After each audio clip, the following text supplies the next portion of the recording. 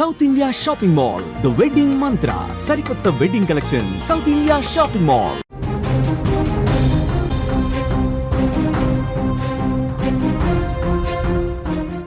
ఇప్పుడు బన్నీ సన్నీ యాదవ్ ఎక్కడున్నాడు? ఎన్ఐఏ అదుపులో ఉన్నట్టుగా సమాచారం అయితే అందుతోంది. అధికారికంగా ఎన్ఐఏ వెల్లడించని పరిస్థితి అయితే కనిపిస్తుంది. సన్నీ ఆచూకీ కోసం కోర్టును ఫ్యామిలీ ఆశ్రయించిన పరిస్థితి గతంలో మనం చూసాం. ఆపరేషన్ ఎన్లో భయ్యా సన్నీ యాదవ్ ఉన్నాడా? ఇప్పటికే బయటకొచ్చిన జ్యోతి మల్హోత్రా పేరు మనం విన్నాం. జ్యోతికి భయ్యాకు కూడా లింకులు ఉన్నాయా అనే అనుమానం అయితే కలుగుతోంది. పోయిన నెల 29వ తారీఖునైతే చెన్నై ఎయిర్పోర్టులో అయితే సన్నీ యాదవ్ని పోలీసులు అరెస్ట్ చేసిన పరిస్థితి కనిపిస్తోంది. అప్పటి నుంచి ఇప్పటి వరకు కూడా సన్నీకి సంబంధించి ఎటువంటి లీకులు కూడా బయటకి రాని పరిస్థితి కనిపిస్తుంది. ఇదే నేపథ్యంలో ఫ్యామిలీ కూడా కోర్టును ఆశ్రయించిన పరిస్థితి కనిపిస్తుంది. తన ఆచూకీ చెప్పాలి అని కూడా ఇదే నేపథ్యంలోనే ఉగ్రవాదులతో ఎటువంటి సంబంధం లేదు అని చెప్పి కూడా గతంలో తన సన్నీ ఫ్రెండ్ అలాగే తండ్రి కూడా చెప్పిన పరిస్థితి కనిపిస్తుంది. ఎటువంటి ఆధారాలు లేకుండా ఎలా నా కొడుకు కానీ నా ఫ్రెండ్ కానీ దోష అవుతాడు అని కూడా వాళ్ళు ప్రశ్నించిన పరిస్థితి అయితే కనిపిస్తోంది. ఇక ఇదే అంశానికి సంబంధించి మరింత సమాచారాన్ని మా న్యూస్ ఎడిటర్ తిరుమల అందిస్తారు.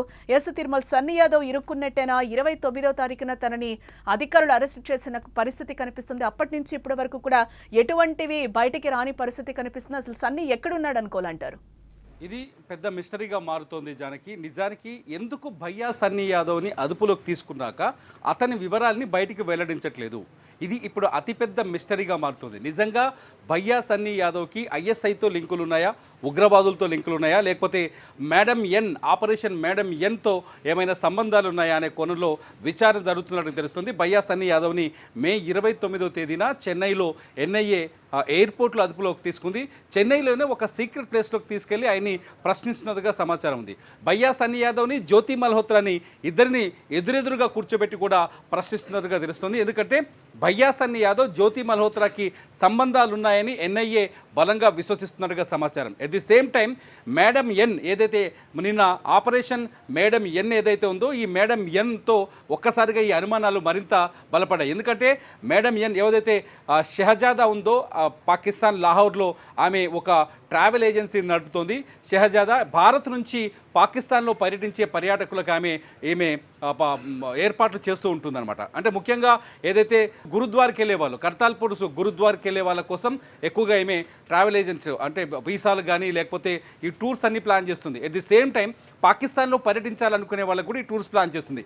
అయితే ఈమె ఎప్పుడైతే ఈ ట్రావెల్ ఏజెన్సీ పెట్టుకుందో అప్పుడే ఐఎస్ఐ ఈమెకి షహజాదాకి ఒక ఆపరేషన్ అప్పచెప్పింది.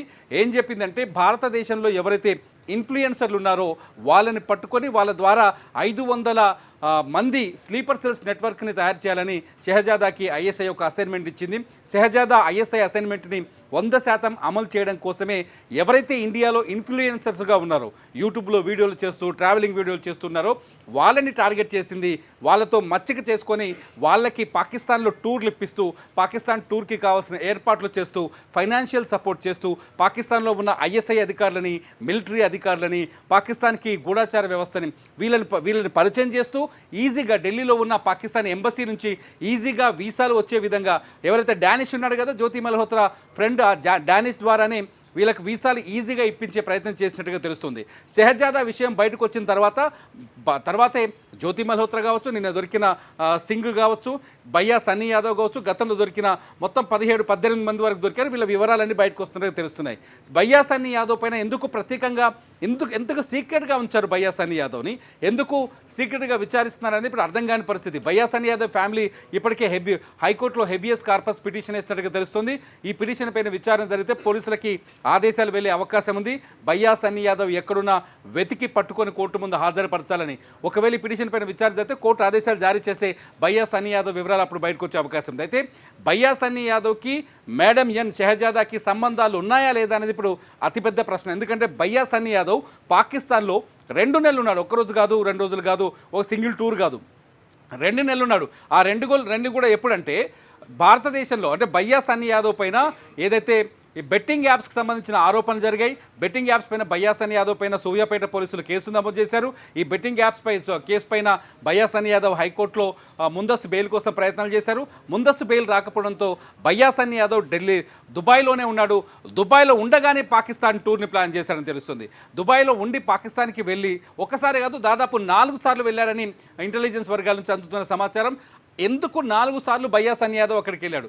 రెండో పాయింట్ వచ్చేసి జకీర్ నాయక్ ఎవరైతే భారతదేశంలో యువతిని ఉగ్రవాదం వైపు రెచ్చగొట్టి ఉగ్రవాదం వైపు మళ్లిస్తున్నాడని ఆరోపణలు ఎదుర్కొంటున్నారో, మత ఛాందస్సాన్ని నూరిపోస్తుందనే ఆరోపణలు ఎదుర్కొని భారతదేశం నుంచి పారిపోయి మలేషియాలో సెటిల్ అయ్యాడో ఆ జకీర్ నాయక్ని పాకిస్తాన్ ఆహ్వానించింది. పాకిస్తాన్ ఆహ్వానించినప్పుడు జకీర్ నాయక్ అక్కడ ఒక సభ నిర్వహిస్తే ఆ సభలో ఇండియా నుంచి నేను హైదరాబాద్ నుంచి వచ్చానని భయ్యా సన్నీ యాదవ్ జకీర్ నాయక్ ఒక ప్రశ్న వేస్తాడు.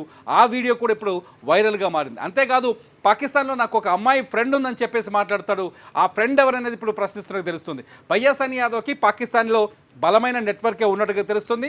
ఈ నేపథ్యంలోనే పాకిస్తాన్లో ఆర్మీ వాళ్ళని కానీ ఐఎస్ఐ వాళ్ళని కానీ గూఢాచార వ్యవస్థతో కానీ ఈయన మాట్లాడాడని తెలుస్తుంది. అయితే తెలిసి మాట్లాడా, తెలియక మాట్లాడా, డబ్బులు తీసుకున్నాడా, భారతదేశానికి ద్రోహం చేయాలనుకున్నాడా, భారత రహస్యాలను అందించే ప్రయత్నం చేశాడా అనేది ప్రశ్నలుగా మిగిలిన్నాయి. భయ్యా సన్నీ యాదవ్ని అదుపులో తీసుకున్నామని ఎన్ఐఏ గనక చెప్తే తీసుకొని అతన్ని ప్రశ్నించిన తర్వాత అతను ఏమేమి ఒప్పుకున్నాడు ఈ విచారణలో అనే విషయాలు బయటకు వస్తే కానీ ఇవన్నీ రుజువు అయ్యే అవకాశాలు కనిపించట్లేదు.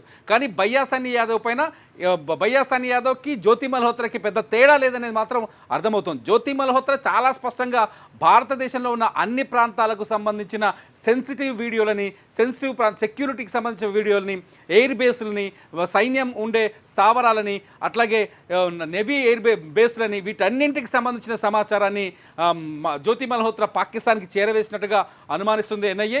ఇప్పటికీ కూడా జ్యోతి మల్హోత్రా సిగ్గుపడట్లేదట.